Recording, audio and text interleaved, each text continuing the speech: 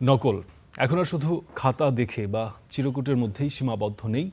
Digital device, smart প্রযুক্তি ও online মাধ্যম ব্যবহার করে পরীক্ষায় অসদুপায় অবলম্বনের প্রবণতা বাড়ছেই।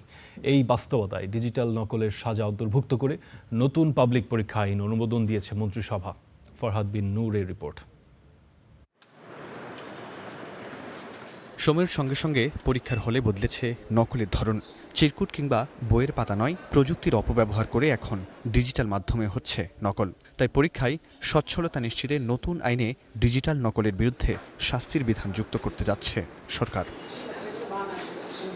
শুক্রবার রাজধানীর কৃষিবিদ ইনস্টিটিউশনে আয়োজিত অনুষ্ঠানে শিক্ষামন্ত্রী জানান, ডিজিটাল মাধ্যমে নকলের সাজার বিধান রেখে পাবলিক পরীক্ষা আইন ২০২৬ মন্ত্রিসভায় অনুমোদন পেয়েছে। এটা ডিজিটাল ট্রান্সফরমেশন হয়েছে, যে ডিজিটাল কোনো সাজার ব্যবস্থা নেই। যদি কেউ ডিজিটালি নকল করে, এটা সাজার ব্যবস্থা নেই। আমরা শুধু সেটাকে ইনক্লুড করলাম।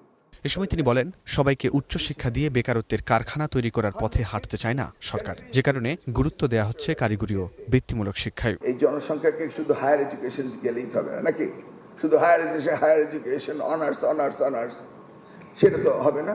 সেই জন্য তিনি চিন্তা করছেন যে টিবেটকে দিবেন। শিক্ষামন্ত্রীর ভাষ্য, ভবিষ্যতের কর্মসংস্থানের চাহিদা বিবেচনায় ষষ্ঠ শ্রেণী থেকেই বাধ্যতামূলক হচ্ছে কারিগরি শিক্ষা। জানান, তরুণদের বিশ্বমানের দক্ষতা অর্জনের মাধ্যমে নেতৃত্ব দেওয়ার উপযোগী করে গড়ে তোলাই সরকারের লক্ষ্য। আমরা সকলে মিলে আগামীর বাংলাদেশ গড়ে তুলব। ফরহাদ বিন নূর, স্টার নিউজ, ঢাকা।